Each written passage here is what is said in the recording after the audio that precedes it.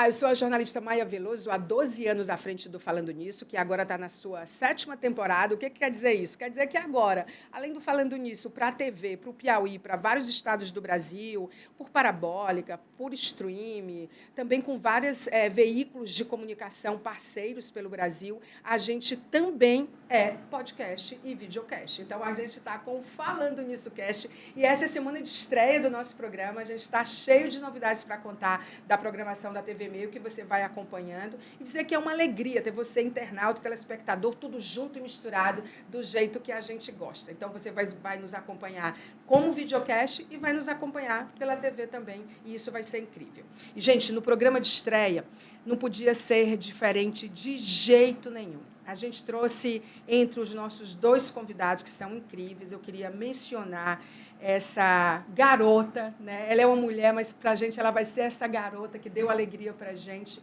e que vai sempre ser a menina de ouro do Brasil. A Sara Menezes, da Sarinha, que está aqui com a gente. Eu disse até a ela, foi até bom a gente não conversar antes, assim que você saiu da Olimpíada de Paris, porque eu acho que agora deu para respirar, deu para a gente perceber as coisas. E aí, até para você, telespectador e internauta, é bacana porque você vai perceber como se chega onde a Sara chegou. E se é possível chegar de que modo, fazendo o quê e o que não fazer.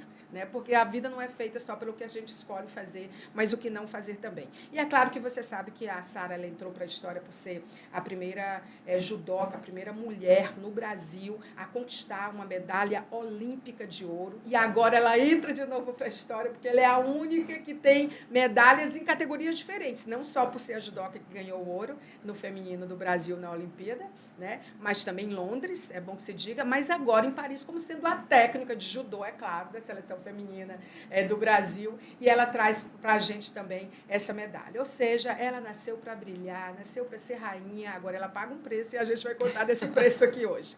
Aí a gente pegou e trouxe nessa dobradinha um cara incrível, que é um professor de matemática, muito interessante para falar para a gente, que é o professor Fernando, que está vindo aí. Você sabe aquela conta decimal? Tudo com a gente era tipo 10, 20, 30, 40, 50, 60, porque a gente tem os 5 dedos da mão, a maioria de nós, tem gente que não, mas a maioria de nós sim, 5 e 5, pois agora vem o duodecimal, de 12 em 12. O que muda isso na história da humanidade? Eu estou louca para saber. E o professor Fernando vai estar aqui com a gente hoje para contar para a gente como é que muda realmente e o que muda. Mas aí, professor, bem-vindos vocês todos. Queria começar com a Sara, né? As mulheres, as rainhas primeiro, né? Obrigada. Você pode fazer pergunta para ela na sua área de matemática, você é uma fera. Sara, que loucura que tua vida, cara, porque assim, você ganha medalha, depois você tem a Nina linda, né, ali no meio daquela coisa da pandemia, aí você continua escalando, você vira técnica da seleção brasileira feminina de judô e você vai para Paris e traz medalhas super importantes para o Brasil. Como é que se chega aí, passado um tempinho, o que está na tua cabeça hoje? Maia, graças a Deus eu sou uma pessoa muito calma e segura. E eu acho que através dessa tranquilidade, essa segurança, fez com que minha carreira tivesse sucesso. Então, assim, eu até brinco com as pessoas. Minha vida ela foi planejada. Não foi à toa que as coisas foram acontecendo. Eu digo que ela foi à toa no início, quando eu era criança, porque eu nunca imaginei ser atleta de alto rendimento. Nunca. Foi por acaso? Foi por acaso. O judô entrou com 9 anos na minha vida, por acaso. Antes, quando eu tinha 7 anos, eu tinha um sonho de fazer a medicina veterinária. Nada a ver com esporte. Só que 2 anos depois, o esporte entrou na minha vida, ludicamente, no bairro, na escola que eu estudava. Lá na Zona Sul, no bairro do Bela Vista. Eu estudava na escola de bairro e foi assim, ludicamente. Era 30 minutinhos ali de diversão e acabou fazendo um vínculo com os coleguinhas, amigos, amizade, brincadeira e fui levando. E as coisas foram ficando sérias, eu digo, com 14 a 15 anos. Quando eu mudei de escola, mudei de sensei, de professor. E aí, eles foram me descobrindo. Sim. E eu fui confiando. Então, tudo que falava que eu tinha que fazer, eu era muito obediente, eu fazia. Disciplina. Muita disciplina. Então, as coisas assim, no início foi por acaso. E após eu entender, após a ficha cair na minha mente que eu poderia ser um grande talento, Sim. aí a chavinha mudou, aí foi diferente. Inclusive, na fase da adolescência, que todos nós passamos, eu desisti. Eu não aguentei o rojão.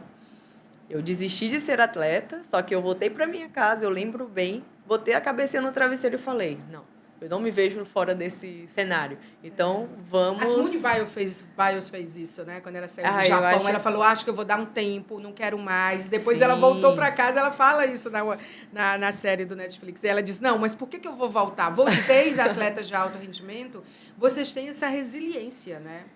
Vem assim um momento de fraqueza, porém depois você dá a volta por cima. E eu passei por isso também. Eu acredito que não só no esporte, eu acho que na vida. As pessoas passam por isso, só que poucas têm energia, têm força para superar. Eu ainda bem que mesmo novinha eu tive. Eu em casa, botei a cabeça e falei, não volto mais para isso, vou estudar para o meu Enem, né? Que na época eu até pagava os R$90, nunca vou esquecer, porque eu paguei do meu bolso os R$90 para fazer meu vestibular.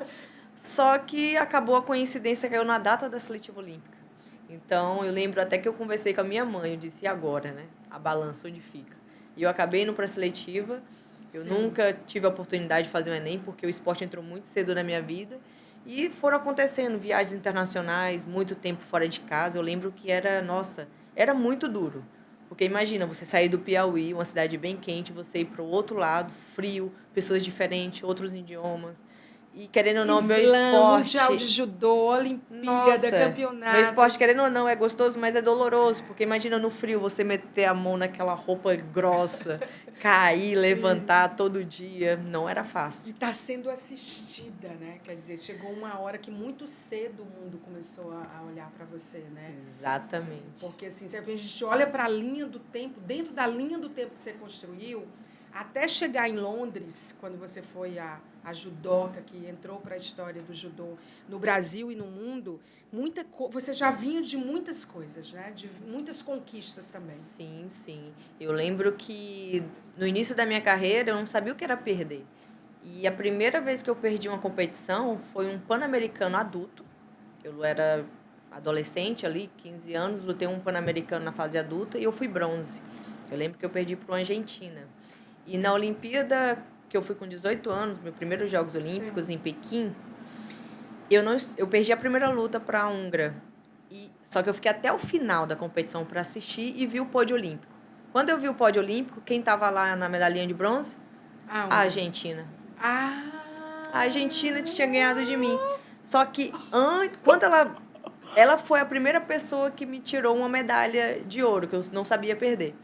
E ali entrou a parte da psicologia. Eu lembro que o Expedito botava as pessoas para falar comigo, procurava um profissional e eu rejeitava. Nossa, ele foi muito. Ele me ajudou bastante. Mais que um técnico. Mais que um técnico. E aí eu lembro que quando eu vi aquela cena, eu falei para mim mesma, após eu perder novinha, com 15 anos, depois eu cruzei várias vezes com aquela argentina, eu sempre venci dela. Então, eu me superei. E quando chegou na Olimpíada, que eu perdi e vi ela no pódio, eu falei, nossa, se ela conseguiu chegar lá, ali abriu uma esperança. Então, eu posso ser campeã olímpica. Eu nem pensei no bronze, eu pensei, eu posso ser campeã olímpica.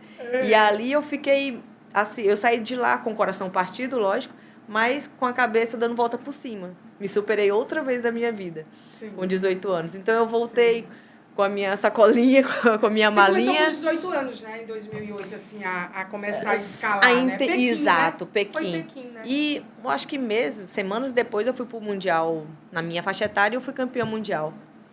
São 16 anos de tatames, não? Tem que fazer o cálculo, professor de matemática. Me ajuda. Você é de 90, né? Sou de 90. É de 90. Então, são 16 anos de tatame e ela começou em 2018. Na verdade, eu comecei o judô com 9 anos. Começou com 9, mas eu estou contando Seleção das competições, 15. Né?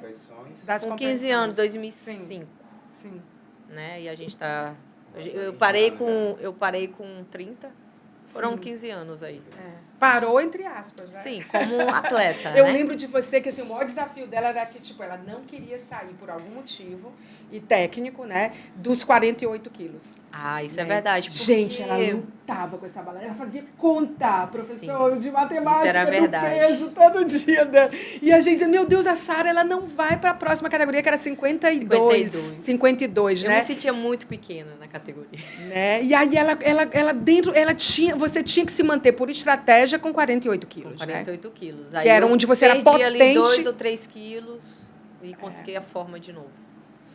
E o teu plano sempre foi, tipo, consigo a medalha olímpica e aí depois... Ou foi, como você disse, que é tudo planejado, tudo calculado. Sim, 4 anos depois eu consagrei ser campeã olímpica, que Sim. foi em Londres 2012. Sim. E logo ali, eles já queriam me subir de categoria, porque eu já perdia um peso, já estava comprometendo meu corpo, tudo. Mas eu falei, não, aqui que eu me sinto firme. Sim. E eu ainda fiz até um teste. Após Rio 2016. Até o Rio 2016, eles foram me controlando. Inclusive, um ano antes dos Jogos do Rio 2016, eu morei no Rio um ano. Eles ficaram me controlando. Eu acho que não foi positivo. Não tive vitória lá no Rio 2016. Não tem boas lembranças, Não tenho boas lembranças. Ele te ensinou a perder mesmo o Rio, né? Porém, quando passou esses Jogos do Rio 2016, foi um momento de respirar. Aí eu falei, vou aceitar a proposta de subir de categoria. Mas no meu coração não era o que eu queria. É engraçado que em Londres 2012, você lutou contra a romena, né? Sim, né? Na final. A Alina, um mês né? antes, a Alina Dmitri. E um mês antes eu tinha lutado com ela numa final de um Grand Slam na Rússia. Engraçado também, outra curiosidade que você nunca falou em entrevistas, mas eu pesquisei, eu não sei se você falou, para mim não, que você estava menstruada. Sim, eu estava. Gente, na final?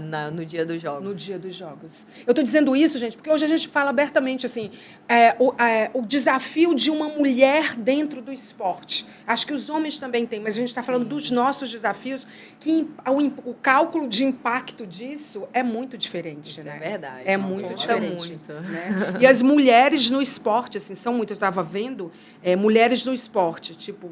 Eu queria saber quais são os desafios, porque eu estava aqui. 3 ouros do judô. A gente tem Aurélio, para a gente falar os homens. Sim. Em Seul, 1988. Rogério Sampaio, Barcelona, 92. 20 anos depois eu. 20 anos depois a Sara Menezes, 2012. Depois a Rafaela, no Rio, 2016, aqui no Brasil.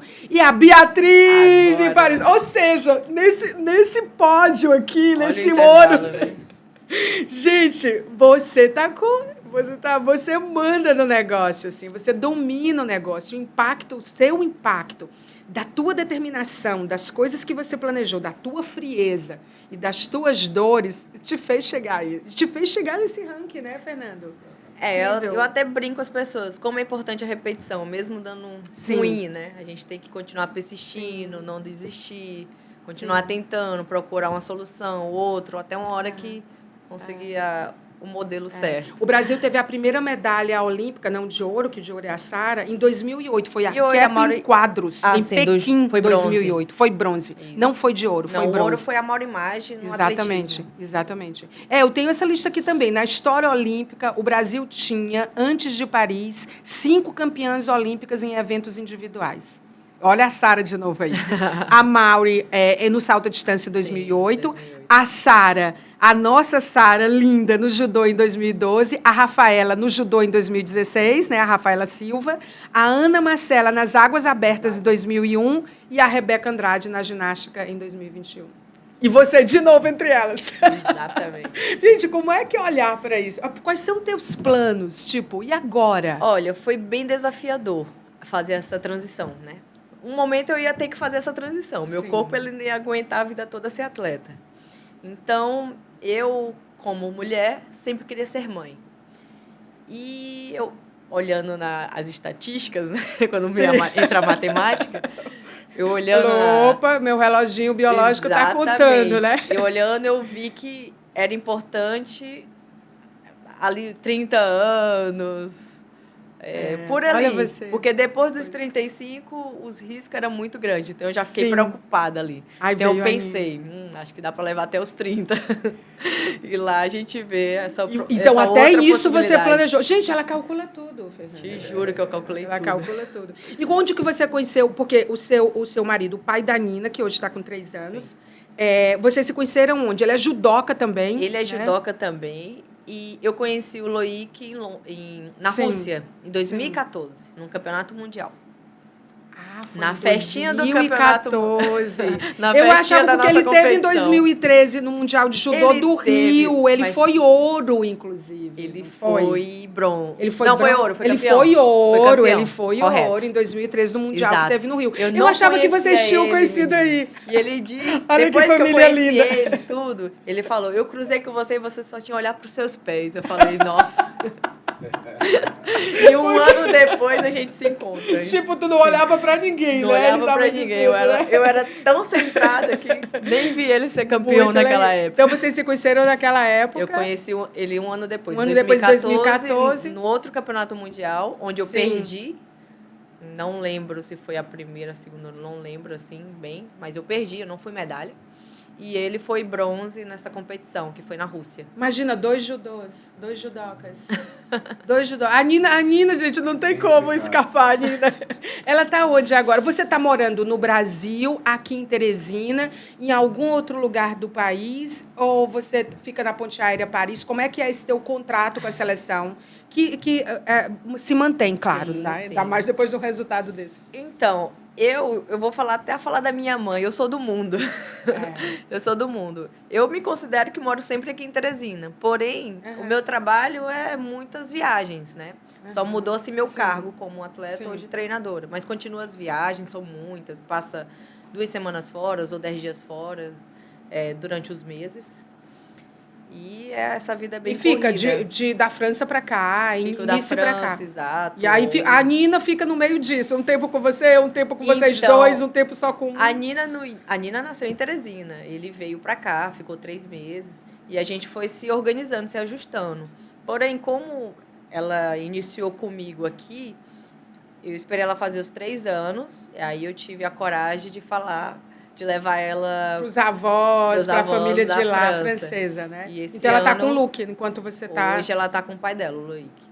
Então, esse semestre de 2024, eu levei ela em julho para a França, quando eu fui com os Jogos Olímpicos. Como é que você aguenta, gente? Eu acho que eu tive a maturidade desde quando ela largou o peito com 6 meses, quando eu tive que voltar a trabalhar. Eu acho que ali a gente aprendeu a independência. Mas foi difícil. Ela parece com vocês dois um pouco. Agora eu achei com você, agora eu achei eu a cara acho do Luiz. muito Loic. Aí ela tá a cara dele, na verdade, né? Muito ela tá a cara dele, né? É e aí os princesa. avós devem também ficar disputando os é daqui e os de lá, né? Lá é a primeira neta. Aqui em Teresina, Nina, se eu não me engano, é a 7ª ou é a 8ª neta. Meus irmãos foram mais rápidos. Muito bom. Gestão da carreira no esporte é uma loucura, né? Porque, assim, é comum que os atletas aproveitem o esporte ao máximo, mas quando chega uma hora de fazer a transição, vocês precisam estar preparados. Você acha que você fez isso bem? Você fez os cálculos direito? Então, Maia, desde o Rio 2016, no geral, assim, o grupo falava que eu tinha um olhar diferenciado.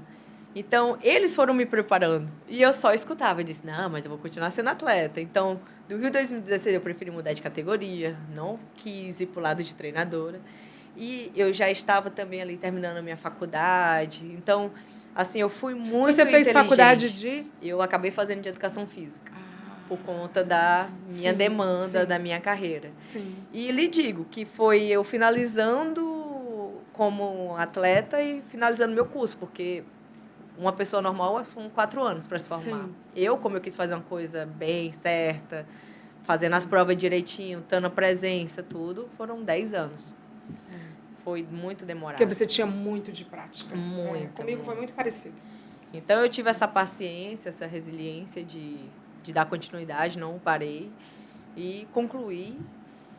E, na sequência, ao decorrer da situação, eu não me via bem na categoria 52, aí voltava para 48 e ficava fazendo conta nisso. de novo, Eu falei, vou levar lá até meus 30 e ali eu vou fazer a chavinha mudar de novo. Mas você nem imaginava que seria convidada para ser técnica, que foi uma pedreira, porque você estava Sabia, substituindo, sim, eu que me segurei. Porque você substituiu. E eu acho que eu entrei na hora técnica, certa. Eu fui levando, Sim. ali aos pouquinhos. Eu não tive a coragem de ser antes. Uhum. Não tive essa coragem. Eu preferia tentar mais um ciclo. Sim. E tentei até. né? Eu lutei até antes de dar o tibu da pandemia. A Rosicléia Campos foi, tipo, você herdou dela um legado, né? Nossa, eu aprendi muito com a Rose. Você muito. conheceu... Foram muitos anos. Ela foi tua técnica, exato, né? desde os meus 15 anos. Então você foi substituir o mestre ali, a mestra, né? Já pensando em 2024, né? Exato. Mas já para a campanha de 2024. Exato. É melhor ser atleta ou é melhor ser técnica?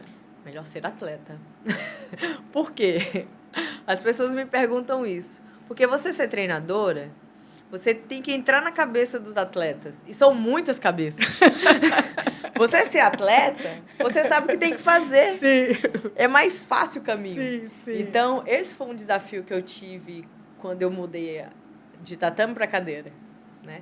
Porque como eu tinha uma facilidade tão grande, uma visão com uma facilidade tão grande, eu tinha que colocar o meu óculos nos atletas. Era a mesma lente, né? Exato. A gente não conseguia ter o mesmo raciocínio. Então, essa parte foi muito difícil. Então, eu tive que aprender a enxergar a maneira que eles estavam vendo para eu tentar guiar para o caminho que eu achava que era o melhor. Mas é incrível o que você fez. Porque, assim, um atleta de alto rendimento, a carreira vai até os 30 anos mesmo por ali, e depois eles vão buscando outra coisa. Então, você tem conseguido continuar dentro do segmento de esporte e a tua vida toda orbita em torno disso, né? Quer dizer, o que você ganha, você investe. E aí a parte que você acabou de pegar aqui na minha mente. Querendo ou não, também o financeiro conta. Então, tudo foi calculado. Eu tenho isso para pagar. Então, vamos ter que... Teve fazendo conta, né? Fazer conta. Porque se eu paro antes também... Ainda mais no Brasil, porque no Brasil, o atleta, ele primeiro é fruto da vaquinha, da família, dos amigos... Né, do técnico, de tudo, né? Isso é verdade. E aí até chegar num Bolsa Atleta, até chegar em ser isento de imposto de quando ganha medalha, como foi o que foi feito agora em 2024, né? E investir, né? E você adora, né, investir assim. Você é uma pessoa organizada, Sim, né? Eu me organizei tudo isso. Eu lembro que no meu início, Maia, os dinheirinhos que eu ia ganhando, eu não sabia nem a cor, nem olhava a minha conta. Então, era como se não existisse. Eu continuava sendo aquela filha que não tinha nada. E fui levando. E eu lembro que quando chegou na aborrecência lá, adolescência, eu estava muito bem. Então, eu consegui... Foi incrível porque Mas você teve ajuda, você teve assessoria, você contratou alguém ou você foi aprendendo... Eu da minha cabeça. Na dívida. Eu da minha cabeça mesmo. Eu tive Eu digo que eu fui muito adulta na minha adolescência, né? Em vez de aproveitar como um adolescente, de curtir tudo. Não, eu fui bem centrada nisso também. Muito Me legal. Organizei. E foi até desafiador, porque eu levei minha família junto. Eu sonhava, assim, de mudar de bairro, de mudar de casa, de comprar coisas, de investir, né? Exato. E minha mãe sempre com o pezinho no chão. Tipo, não vai dar certo, não vai dar certo. Mas, ao decorrer da vida... Depois ela foi... Você foi encorajando e correndo riscos. Exato. E por isso que eu digo que tudo foi planejado e calculado, porque deu certo. Muito bom, muito bom. A gente planta o que colhe. Exatamente. Eu acho que no seu caso, particularmente, isso é uma grande lição e uma grande inspiração. Porque, assim... Você foi madura muito rápido. Exato. E você foi escalando muito rápido. E você fez a conta de como ser mãe antes que você mudasse de ideia ou que não pudesse. E você ainda hoje está nisso. Você vive do esporte hoje? Sim. 100% do esporte. 100% do esporte. E hoje 100% dedicada à seleção brasileira. Sim. À seleção brasileira. Professor, qual foi a lição que nós aprendemos com a Sara? A gente está aqui com esse professor maravilhoso, Fernando Cardoso, a Sara falando e ele... Impressionado. Você já conhecia a Sara pessoalmente? Sempre acompanhei. Mas só vendo na mídia. Também foi meu professor. Você... Mas eu não fiz judô. Já ia comemorar aqui com a Sara. Eu passei no concurso público que exigia defesa pessoal. E ele foi nosso professor na academia. E só pegando uma deixa aqui da história da Sara, que é, inspirador, o esporte... Ele é muito atrelado e associado à disciplina. Sim. Assim como a matemática, como tudo que você faz na vida. E ela, por ser uma atleta de alto rendimento, essa disciplina ela é muito mais em evidência. Sim. Em tudo. Então, de uma certa forma, eu vendo a história da Sara aí, falando da transição de atleta para técnica, que ela já estava preparada, mas solteira que ela... para casar, de sem filho com filho. Mas que ela teve... foi a rainha da transição. Pronto, e que ela teve que justamente se adaptar a uma nova realidade, mas a disciplina, o conhecimento da técnica, certo? E aí veio a novidade, que foi, como ela disse, olhar para o atleta, o que ele pensa e tentar guiar no raciocínio dele. O que a matemática tem a ver com isso? Deixa eu só dizer, Sara, que ele veio aqui porque ele está todo envolvido aí agora com uma nova teoria. Gente, os números decimais que a maioria conhece apenas de ouvir falar, 10, 10, 10, 10, eles não existem mais. Quer dizer, eles continuam existindo, não vou destruir os números decimais. Mas assim, eu estava vendo aqui que, na verdade, eles existiram para tornar os cálculos complexos mais fáceis, né? Dividindo grandes quantidades de 10 em 10, e a gente é educado, alfabetizado para pensar nisso como mamíferos que somos, porque temos 10 dedos na mão. Eu acho que isso foi parte dessa metodologia. É bom a Sara ouvir isso, porque a Nina está com 3 anos. Pegar, eu nem né? sei, eu nem perguntei para ela ainda, ela vai me dizer se ela acha que a Nina vai ser judoca, ou se eles vão investir nisso, ou vão deixar rolar, enfim. E aí, agora tem os teóricos da matemática, eles estão propondo a adoção de um sistema que vai nos permitir entender o mundo de uma outra forma, que é esse sistema que é a base duodecimal de 12 em 12. Professor, quem aprende a contar de 10 em 10? Professor, para contar de 12 em 12. E aí eu quero que depois você me diga o que tem de matemática no trabalho da Sara. Bem, na verdade, até voltando um pouco na história, esse sistema já existe, desde a época dos Mesopotâmios, 3.100 a.C. E a ideia dos teóricos da matemática é facilitar os cálculos de matemática, principalmente nas divisões. Olha, vou dar um exemplo para vocês. É tão fácil você fazer uma tabuada de multiplicação de 2. Se eu perguntar, todo mundo vai saber responder aqui. É a primeira que a gente aprende. E a única tabuada, ou as tabuadas que você aprende com grande facilidade, é a tabuada de 2 e a tabuada de 5. A Sara já deu uma cola ali, 5, a Sara já sabe. Mas por que isso? Por que é tão fácil aprender a tabuada de 2 e a de 5? Porque o 2 e o 5, eles são divisores do 10. Sim. Se você pegar a base 10, que é a nossa base... 5 vezes 2, 10. 10 dividido por 2, 5. O 10 tem 2 divisores primos, a gente chama de primos, que é o 2 e o 5. Então, você pega, por exemplo, a quinta parte, dividir por 5 é mais fácil.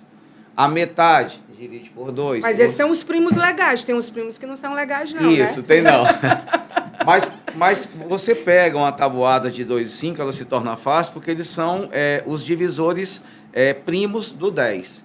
Quando você vai para a base 12, segundo os teóricos matemáticos, você aumenta a quantidade de divisores primos. Sim. O 12 passa a ter quem como divisores? O 2, o 3, o 4 e o 6. Por que isso é importante? Porque as divisões ficam mais fáceis. Se eu chegar para você agora no nosso sistema decimal e pedir para você calcular a terça parte de 100, não fica mais difícil pegar o 100 e dividir por 3? Não vai dar um resultado exato, porque a base que nós utilizamos é a base 10. Agora, se eu jogar para a base 12, onde eu vou colocar 12 dígitos, a terça parte passa a ser um número exato. Porque se você pegar o 12 como referência e fizer a terça parte dentro do sistema duodecimal, você vai ter 404. Tem outros sistemas? Tem o binário, usado pela linguagem dos computadores, que nós já utilizamos isso nas escolas. Sim. No 6º ano, no ensino fundamental menor, a gente trabalha o binário com o aluno, porque hoje está muito atrelado à questão da linguagem do computador. O computador reconhece... Pensamento computacional. Exatamente. E o computador ele reconhece apenas 2 dígitos, o 0 e o 1, que são os bits que a gente chama. Né? Sim. Tem uma relação com questão de chave aberta, chave fechada, mas é uma linguagem não mais... Não complica não, professor. Não complica porque às vezes vai embora, você vai ficar... O sistema binário, ele só utiliza 2 algarismos. Vamos lá, de uma maneira bem simples. O computador reconhece o 0 e o 1 apenas. Então, ele faz uma conversão. Se você colocar 54 lá, certo? Ele vai converter para o sistema que ele reconhece. Mas por que o decimal é o mais usado? O decimal é o mais usado porque foi o sistema adotado universalmente. Mas que agora vai mudar. Existe uma grande ala de matemáticos que querem essa mudança. Mas essa mudança ela tem os seus pontos positivos e negativos. Por exemplo, no sistema duodecimal, dividir por 7 também não dá exato. A única vantagem que você tem nesse ponto, e são mais vantagens que não, é porque você aumenta a quantidade de divisões exatas e o aluno, ou aquele que se propõe a estudar, ele vai ter mais facilidade de fazer cálculos. É melhor, por exemplo, a Nina, filha da Sara, a Nina que tem 3 anos, ela começar, porque assim, é melhor a criança, eu estou usando como exemplo a Nina, começar desde cedo já se acostumar com isso, se habituar e fazer essa conta, já que isso é o que vai dominar o mundo e que já está... A fase da idade infantil ali, nesse momento que nós temos contato com números, é a melhor fase de aprendizado. A criança ela tem uma facilidade de absorção bem maior. Isso na matemática, no português. Pra tudo, né? Idiomas. A Nina deve falar português, piauiês e francês. Falar francês. É muito engraçado. E aí, nesse caso, é um processo que é uma transição um pouco demorada, porque Sim. nós já estamos tão habituados, né, com o sistema decimal, que para você implantar essa mudança, você precisa mudar muita coisa. É muito difícil. Muita coisa. E aí você vai mudar. Então, para quem está começando, beleza. Mas para quem já está adaptado... E vale a pena? Qual é a tendência, o futuro disso? Vale a pena, na minha opinião, você não introduzir como se fosse um sistema padrão universal, mas levar em consideração, até porque nós já utilizamos o sistema. Você vai trabalhar com dúzias, né? É base 12. Tem uma sociedade dozemal. Tem a sociedade. Eu pesquisei dozenal. Eu pesquisei, professor, para entrevistar. Mas existe também aqueles adeptos que são contra. Até porque, como é um sistema padrão usado no mundo todo, você tem que fazer essa mudança a nível... Não, mas sabe por que eu sei? Porque são os maias e os astecas. Os maias, por exemplo, eles utilizavam base 20. Porque os maias não davam muito descalços, sabe? Então, eles utilizavam os 10 dedos da mão e os dos pés. Olha, então, eles contavam de 20 em 20. Né? E, assim, como tudo na vida, existe o momento de transição, certo? Mas, nesse caso em si, é um sistema utilizado durante milênios. Os babilônios, por exemplo, já era outro sistema, né? Isso foi mudando, sexagesimal, 60, que nós até utilizamos ainda. Me dá um exemplo, quem pode me dar? Os minutos e os segundos, que são contados de 60 em 60. Inclusive, essa contagem da volta à Terra ao redor do Sol, a volta da Terra em relação a ela mesma, né? O movimento de translação e de rotação. E como o relógio surgiu, então, foi pensado por esse sistema.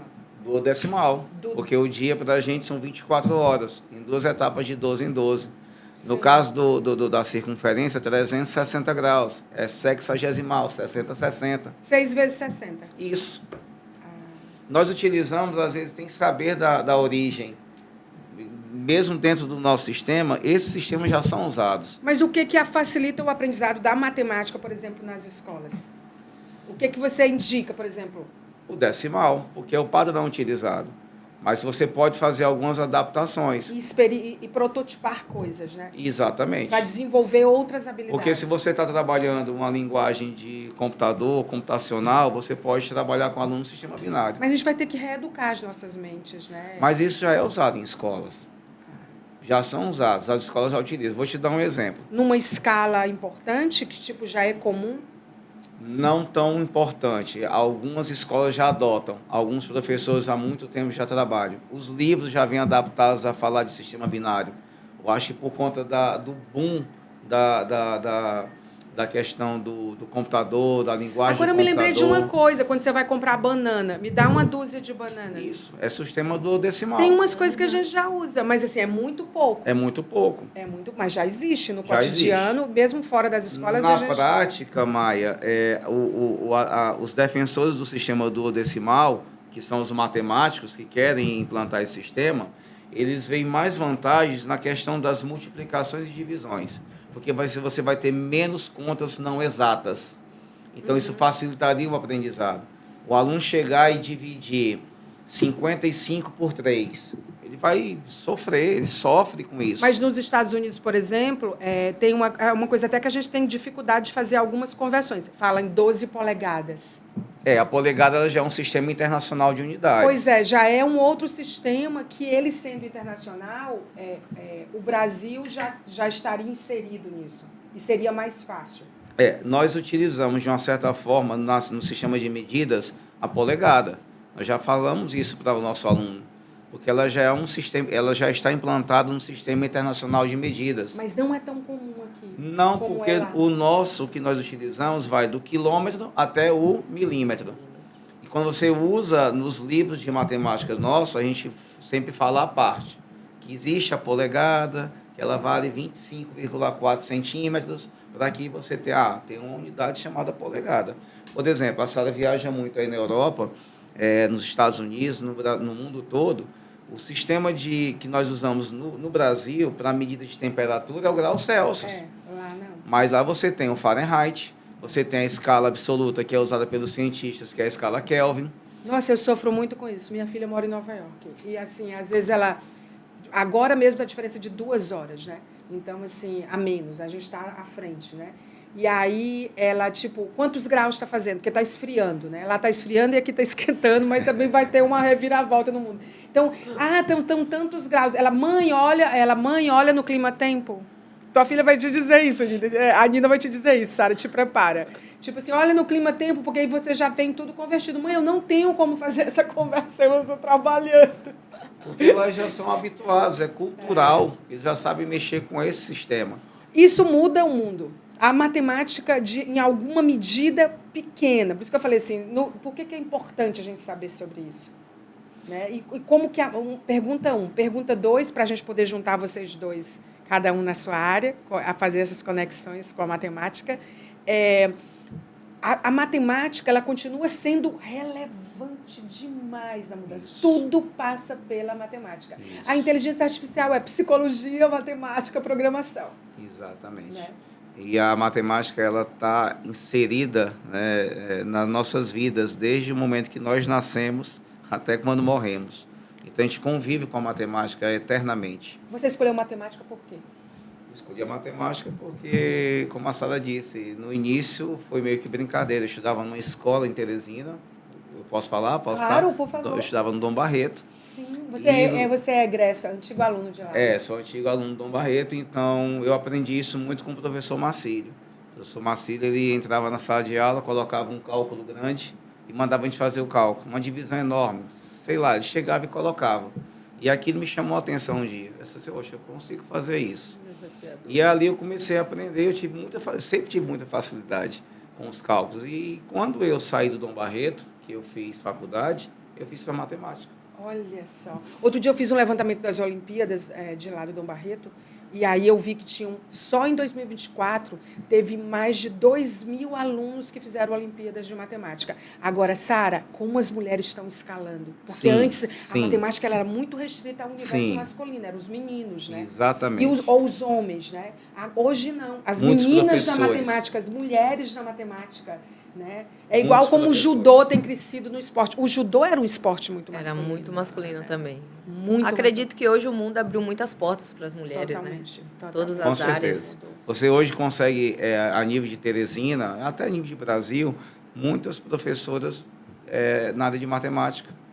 E ótimas, excelentes. Os filmes, as séries, as astronautas tudo. Lá em tudo lugar. Até o transporte. O transporte, tudo. Sim. Tudo. O que tem de matemática no trabalho da Sara? Na profissão dela, na dedicação, no talento dela? A Sara já mencionou, até nas próprias lutas da Sara, você tem tempo cronometrado, você tem estratégias que você pode usar dentro daquele intervalo de tempo, que você pensa assim... O judô tem uma matemática, Sara? Sem dúvida. Eu acho que a matemática está no mundo, no geral. Tudo que fazemos... Minutos, né? São 4 minutos, você ia falar 4 minutos, eu lhe interrompi, São desculpa. 4 minutos. São 4. Fora o Golden Score, que é o tempo de ouro. Se der empate dentro daqueles 4 minutos... Então você tem 4 minutos para ganhar ou perder a luta, é isso? Sim, exato. Sim. E eles usam, eu acompanho muito nas Olimpíadas de Judô, eles usam uma estratégia, porque vocês estudam o adversário, vocês sabem a técnica que ele mais usa. Quando cansa. Exatamente. E vocês, nesse tempo, vocês têm, desde o começo até o sprint final, né? A gente pode falar assim. Exato. Vamos lá, vamos fazer isso. Então, vocês vão cronometrar muito essa questão do tempo. E as estatísticas que vocês trabalham com sem números. dúvida. E cada vez mais as tecnologias aliadas ao esporte e as estatísticas, né? Elas dizem muito sobre o rendimento, sobre o treinamento, sobre o que mudar. Como que você usa essas estratégias? Sem dúvida. E fora também a prática, né? Você está ali trabalhando, treinando com o seu adversário, você entender o momento que ele cansa, o momento que ele relaxa, o momento que você tem que acelerar, o momento que você tem que diminuir, o momento que você tem que segurar a porrada, o momento que você tem que dar a porrada. Tem nações mais resistentes? Tem. Os asiáticos, né? Sim, os asiáticos. Mas hoje, como o tempo diminuiu, que antigamente era 5 minutos, diminuiu para 4. Então, querendo ou não, mudou também a parte física. As pessoas aumentaram muito a sua resistência física.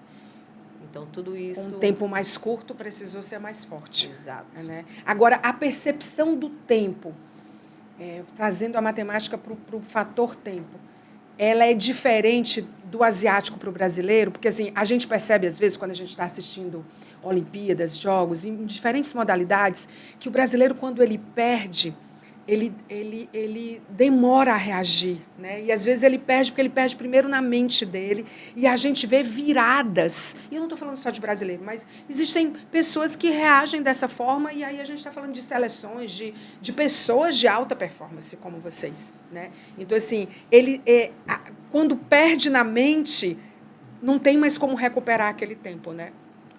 Isso varia muito de atleta. Tem atleta que desiste e acaba não conseguindo, ali em segundos, virar a chavinha. Tem atleta que já está perdendo e nos últimos segundos vira a chavinha. A percepção do tempo. Exato. De 4 minutos, que é a matemática, porque a gente vê assim, 10 segundos, em 2 segundos. 3 segundos. Uma bola lançada no meio da quadra. Eu amo esporte, né? Então, tudo que aparece de série, né? Eu só não faço praticar esporte, eu sou ex-atleta de vôlei, mas assim, hoje tudo eu tô vendo agora do NBA, dos 5 do NBA, eu tô chocada com o LeBron. Tô chocada com o que aquele cara faz, com a idade que ele tem hoje, de como ele, né? Eu fico chocada, eles escolheram 5 assim. E tipo assim, um segundo a pessoa não desistir no meio de uma quadra, é igual num tatame.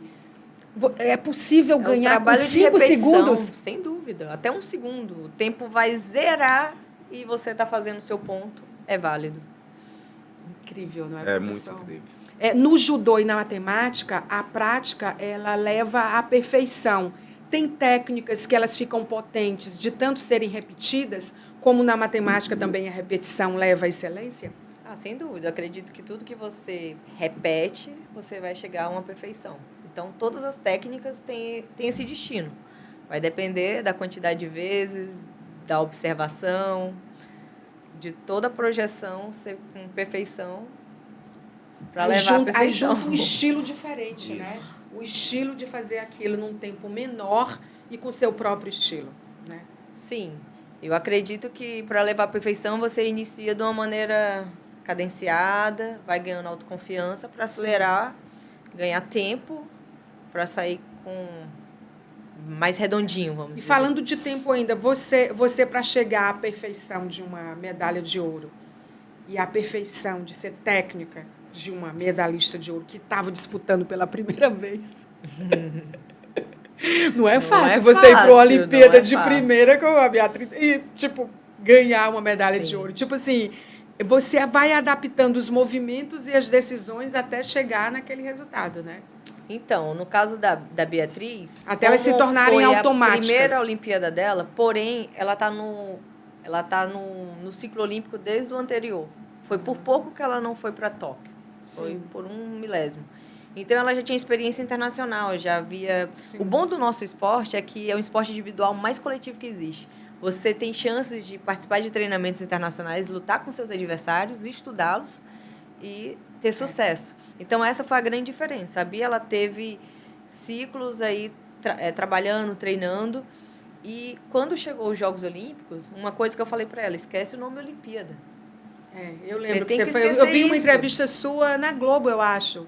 Em algum desses canais, você dizendo, esquece que tu tá na Olimpíada. Exato. E pensa que você tá na sua cidade competindo. Exatamente. Então, eu fiz mais ou menos isso na mente dela. Porque assim ela se sentia em casa, segura.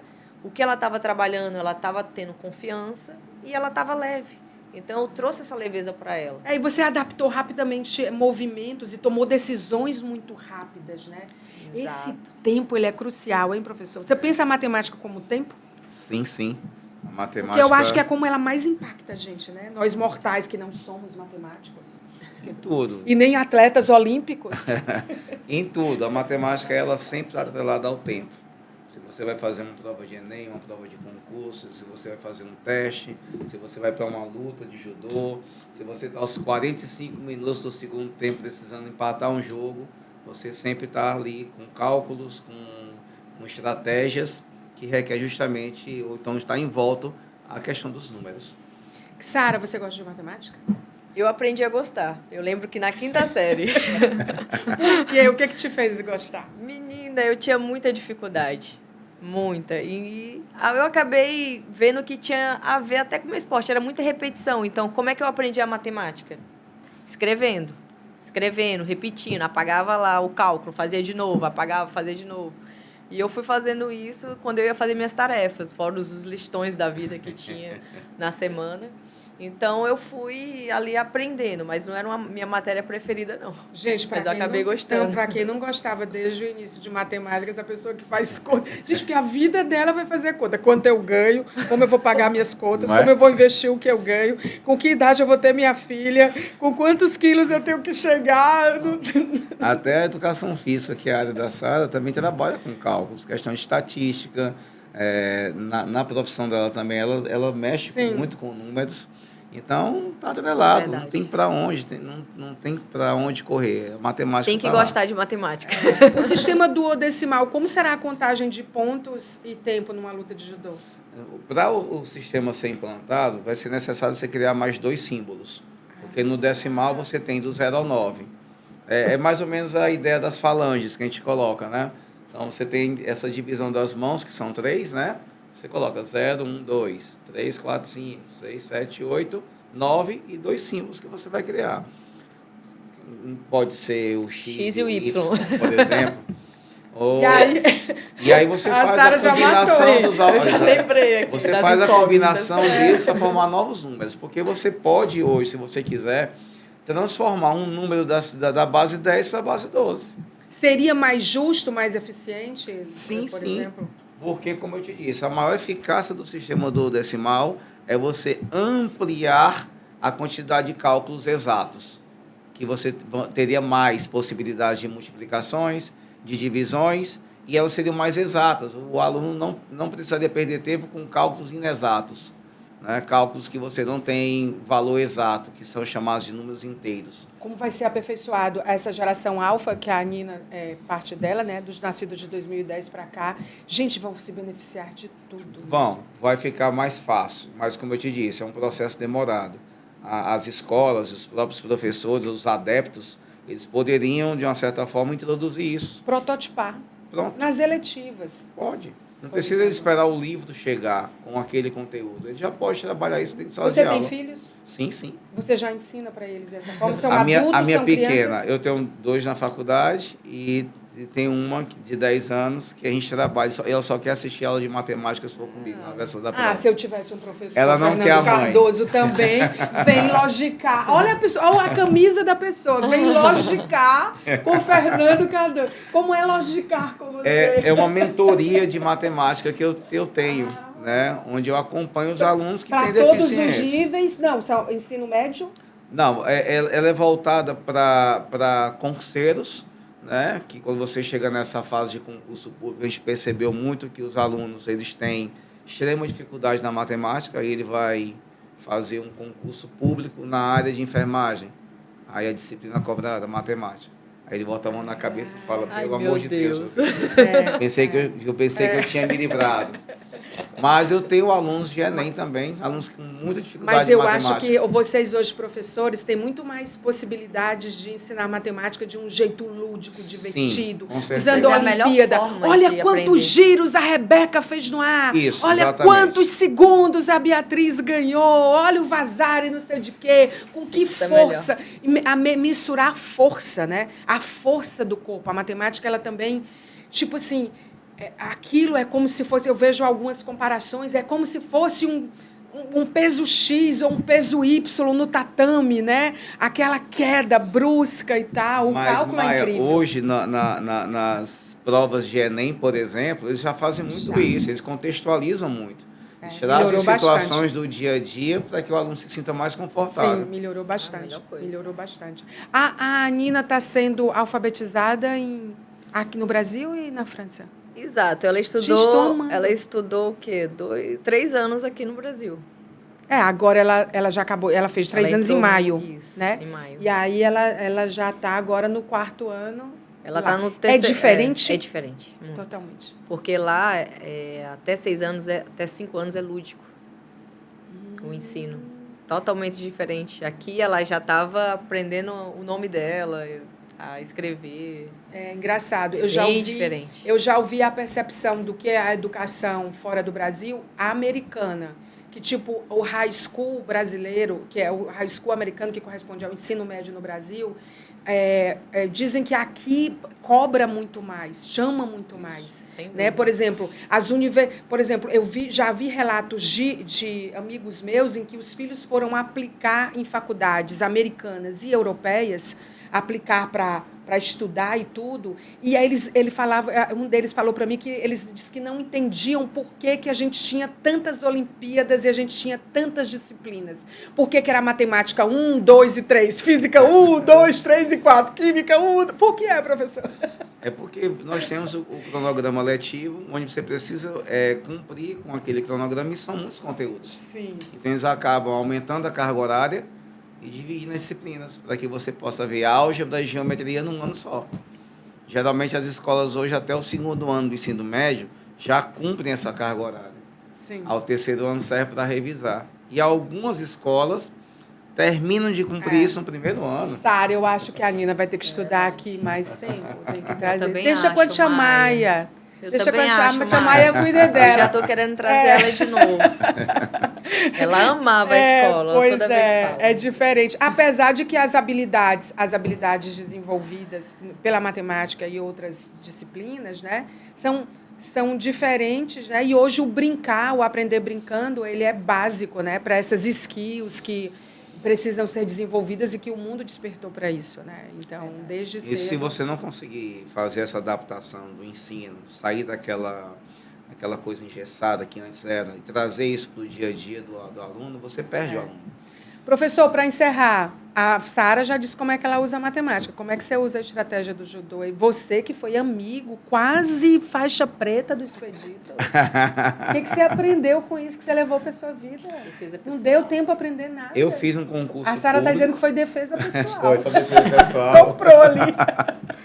Mas eu não pratiquei. Sim. Eu só peguei essa aula. Assim, o exemplo que a gente sempre leva é o exemplo da disciplina. Se hoje na vida você não tiver disciplina naquilo que você faz, você não consegue avançar nunca. Você para, você fica à toa no mundo, e é necessário que no mundo de hoje você tenha a disciplina para fazer o que você quiser. Fantástico. E no tatame, cada movimento conta, né? Sem dúvida. Mas eu volto na teoria dele. A disciplina leva à perfeição. A disciplina. Gente, muito obrigada. Professor, parabéns. Obrigada por trazer esse tema que é difícil. Eu não vou dizer que é aparentemente difícil, que é difícil, mas por trazer clareza e fazer a gente pensar que é fácil, que existe um caminho aí. Sara, você é você. Obrigada pelo seu tempo, pela atenção que você tem com a gente da imprensa. Obrigada. Pelas suas conquistas, por ter colocado a gente no outro nível, no outro patamar. E aí, o céu é o limite para você. A Nina vai ser judoca? Olha, ela ama esporte. Você já matriculou ela em algum? Ela já brincou no judô, ela tá na dança, faz ginástica. Ela adora. Adora. Tinha que adorar.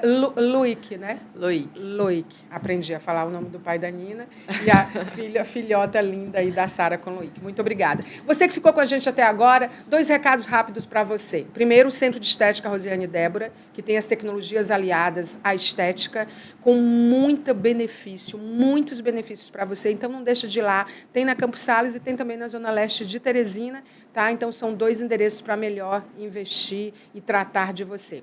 E o outro é o Centro Hospitalar e Maternidade Santa Fé, que eu tenho uma aposta, já que a gente estava falando de tempo, que em 2 anos ele vai ser uma referência nacional e que vai ter certificações importantes, como na área de bebês prematuros, por exemplo. Eles estão em reforma, estão apostando em inovação, em tecnologia, em pessoas, né? Em treinamento e qualificação de pessoas. E tem uma gestão nova desde dezembro de 2023, que é a professora Tânia Sampaio.